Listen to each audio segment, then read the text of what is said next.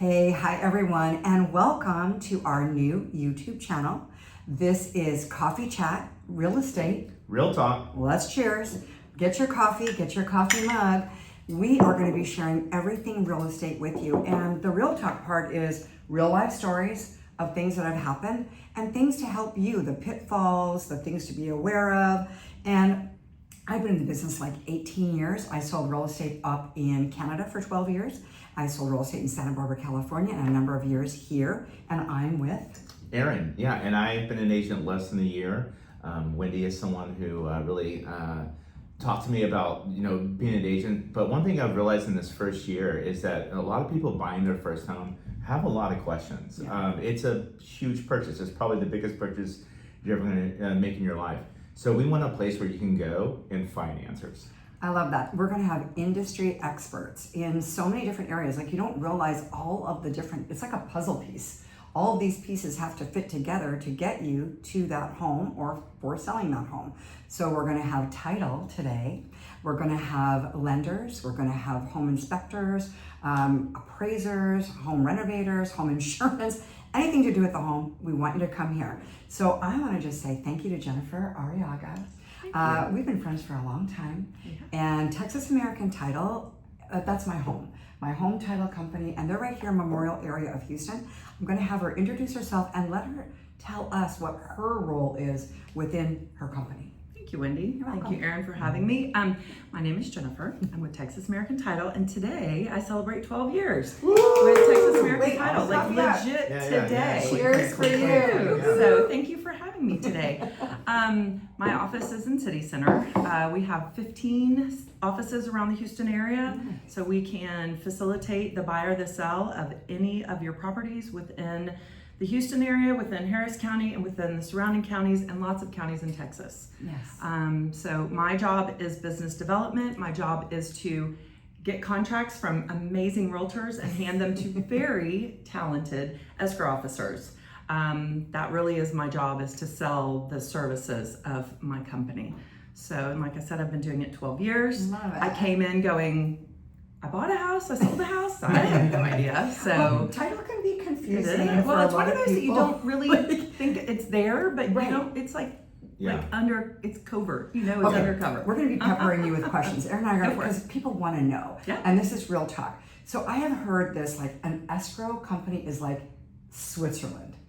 What does that mean, and what does that mean to us as consumers? We're kind of the neutral party. We are the center person.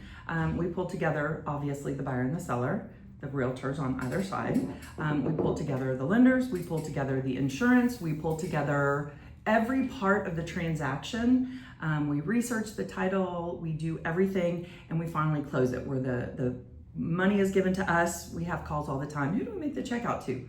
Us, not me, unfortunately. The company, Texas Jennifer's 12 years just got cut short. But also, like, you don't represent one or the other. Like, Correct. the Switzerland part is that neutrality of Correct. equal. Yeah. And if something goes wrong, you're not in charge of who gets that earnest money or who gets that, right? We are, everything is told to us. You tell us the day you want to close, if the contract's still going, if it busts, who gets what money. Mm-hmm. We sit there, and there are certain things written in the contract, but for the most part, we sit there and you have to direct us. Exactly. We do not say it's done this way, and we really can't give our opinions. I often say, I'm not an accountant, I'm not a realtor, and I'm not an attorney. Yeah. So there are people that are paid to do those things. Exactly. I am not. Perfect. Well, I got a question. So I remember when I was getting my real estate license, there's something about a cloud on the title. And I know for sellers, the title is really important. So like, what does that mean? When you buy a house, as of that day, you are now starting the ownership of the property. So when you go to sell that house, from that day that you bought it until the day that you're selling it, that is, we pull the commitment, and that's where we see all the activity that was on the property. Things that, we'll get into this a little bit later, but divorces and deaths and things like that. Was there a lien put on the property, a tax lien, a city lien, a federal lien, a child support lien? So there's all different types of liens that can be put on the property. So from the day when we get the contract, we run a commitment.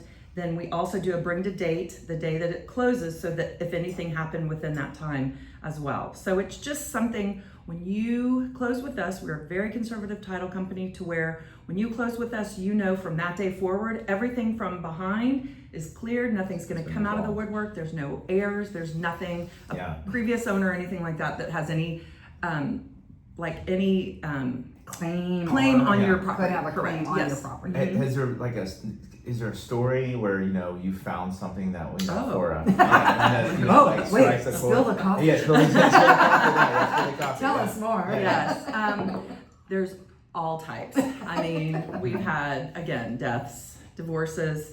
We've had people sitting in the closing room that had no idea their spouse had been married before. Wow. Oh, hello. I mean, there's lots of there's people buried in yards. Oh, good Lord. So there's lots of you think title is kind of lame and whatever, but for the most part, it's very interesting because it's kind of like a soap opera of your life. When people go to sell a house, they think, oh, well, why do you need to know if I was married before? You have to know everything. And note, if you don't give us everything at the beginning and we have to research and find it out, it delays the process. So you have to be very honest with us. Be very honest. At the very beginning, all of that stuff, all the questions that we ask. I think it's so important because even the foreign persons, I didn't even really know that, on the contract, when you list a home, you have to ask them, are you a citizen? Yeah. That didn't even click in my mind. Do you have a green card or do you not? Right, and that could affect the buyer's finances. Okay, there is an area. Stories have you ever had that happen? There is an area in the contract. Don't quote me on the area. There is an area that says these buyers, if the sellers are foreign sellers and they do not pay their taxes on this property, the buyers, it goes over to the buyers. Oh, wow. That's a huge and it's not even an area about. in the contract that you would initial or anything like that. So it's very important if you do have foreign sellers, you work with a reputable international accounting firm that can determine if they owe, what they owe. That accounting firm, we work with a company called Roberge, Poscus Roberge, and they will come in, take that money off the top, hold on to it until the taxes are filed, and it pretty much protects the buyers. It kind of sounds like you're like a historian of the property. Basically, you're digging deep, and we do need to do that because when we transfer that deed, we want to make sure that person legally owns that home. Correct. And like you had said, if there's a divorce, how is that? A missing heir, if there's someone that comes out of the woodwork and says, that was my house, that's what we do in that process. And once we get the contract and once it's closed, we definitely clear anything that is clouding title. You mentioned title commitment, and I know that during the contract, we get that pretty early with your company. I have to say, your company is very quick on getting that for us. Well, it's our company, but it's also Gibraltar Title. That is the key. Well. Gibraltar Title Services. Shout out, Gibraltar. What I do go through that with the buyers, but there's a lot of it that it is confusing, and we don't know. Is it scheduled? What schedule is my schedule? What do I need to know? So, for our viewers, for the people watching, what do you think are the key elements of title commitment that they should be looking for? Well, again, I work with very talented escrow officers that know Schedule A, B, C. They know the schedule that they need to look at. One of those schedules, please don't quote me on this, one of those schedules is used by the survey company. They have to look exactly where they have to put, where they have to survey it from. There's also one of the schedules that shows any deaths, any divorces, any heirs, anything, any clouding, like we've been talking about on title. So it is really, like you said, it's kind of a book, look at this. What I've seen some with AKA, a whole bunch of names that aren't the names of the people, or someone old child support or something, and they said, I never had a child. Yeah. Is that how does that there's show something up that on we a do commitment? have that's it would be a same person affidavit. So if you have a person named John Smith, there could be lots of John Smiths, but we can go through and figure out with their birth date, with their social security number, all that stuff, so we can figure out. But those things are going to show up because there are certain things that are attached to you, or there are certain things that are attached to your property. So those are things that when you go to sell it, I had no idea. I was sued and the judge said that I owed somebody $10,000 and I don't want to pay him and I want to get out of it. Well, Again, we're Yeah. Switzerland. Yeah. Okay. You must work that Yeah. out with that They're person. historians and they're investigators. Yes. Very Okay, much. you were so. going to ask about policy. Yeah. So, how does that? How does a title policy protect that buyer? Well, it protects you from, again, the day that you close, because once we have cleared everything up prior to you owning that property, the day you close, your policy goes into effect. So if there's anything that we missed, which we, things happen, but we try not to, but if there's anything that was missed, if there was any error that comes up, if there was any divorce that wasn't claimed or something along those lines, a wife, someone, a husband, a spouse that comes up and says that they have ownership in that property, that is what that title policy would cover if it was indeed missed. Because we're all human, things happen. There are people that are not very honest in the world, and they try to cover those things. Interesting. So they happen. What about that little line in the contract about shortages? Like it's either paid by the buyer or the seller, or they don't care about shortages. Should we care about shortages? Boundary and area things? deletion, correct. Thank I you. would think so, because where that is a coverage, like we were talking about, the policy is a coverage of ownership. This is actually a coverage on your property and the survey that was done, and it's ensuring that survey in that area. So let's say the city comes in and there was an easement that nobody knew about, and the city comes in and has to dig it up, and or your pool's in the way, the cool decking on the pool, and they have to dig it up. And so that is what that one is. And again, an owner's title policy is a one-time fee. Okay. Is a one-time policy. Yeah. Unless you sell or unless you refi. Now, the great thing about it is if you refi, for the first 4 years, your policy amount is 50% of what, based on the amount that you're refinancing. Gotcha. 4 to 8 years is 25%. So you do get a discount within the first 8 years on a refi. But again, it's only a one-time thing. Okay. That really helps a lot, because I think it is something that really buyers do struggle with. We hear a lot about wire fraud out there. Like sometimes it's not even the right owner, and I want to hear some stories on this, because I know you are really always hitting it home with us. I do. To make sure everything is correct. So tell us from your emails. Just keep telling us. We don't care. Fraud. Tell us about it. I think the thing with fraud is that they're, like you said earlier, this is the biggest house. It's the biggest thing, not biggest house. It's the biggest expense you're ever going to have. It's the most amount of money you're ever going to spend. So with fraud, there are a lot of people that try to take advantage. There are times where someone you clicked on a link 2 years ago, and there's a bug in your computer, and it is looking for anything in your computer that comes from a title company, talks about a contract, comes from a realtor, anything, and it kind of turns it on. So there are times where people have gone in, taken our email address or our email, changed the the wiring instructions, the bank information. That's why we say our bank information will never change. Caveat, we're about to change banks. So it's going to change. Wait a minute. One Never. time. You can't use the word never. Ever. But after that, it's not going to change. But it's going to change just that one time. But our banking instructions, we're not going to give you a discount if you wire money early. We are. Is that some of the tricks that they use? Oh my goodness, they are ruthless. People with that? They are ruthless. They're very. I think Ah. that they're trying to, appeal to a discount or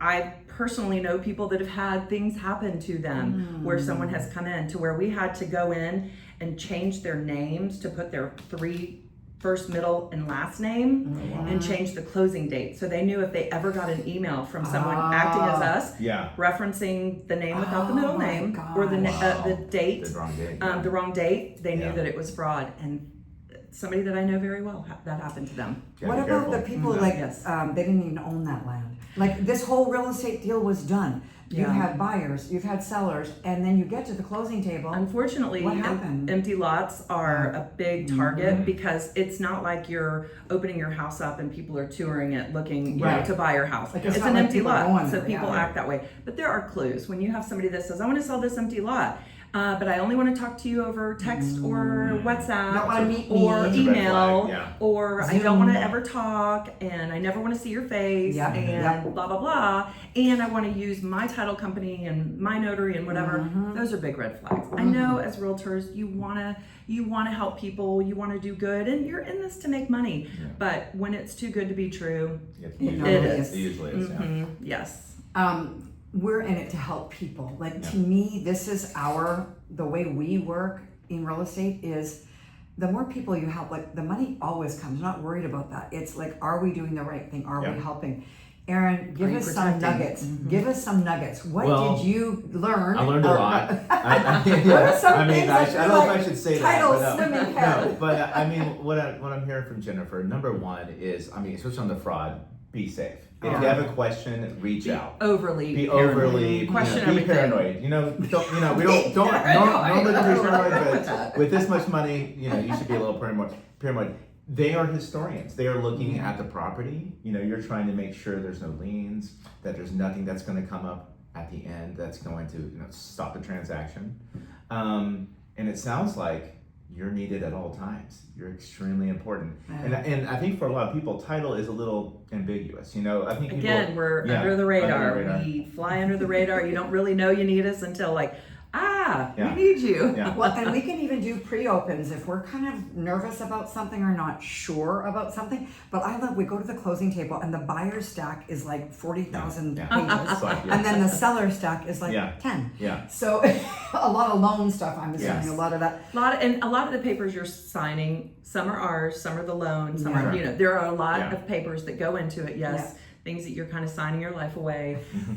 So there are, but we, again, like we were talking about earlier, Switzerland, we pull all of it together. We do the loan docs, we do all of that stuff. Well, and I love it too, because you're very flexible. You've got mobile notaries, you can have closings all over the world. Like I had people from Spain close with your title company from Spain, and you did one of those closings too, and you're on your phones, you and your wife closing. Spectacular, and I just want to say thank you. You're so Thank you. This was fun. Really informative, and this is what it is all about, and I appreciate the nuggets because it's a lot to get. It's a lot of information, So we have some good title information for you, more to come. So you guys, we're almost finished our coffee. So let's go coffee mugs up, coffee chat, real estate. Real talk. See you soon. See you next time. Bye-bye. Thank you. Bye.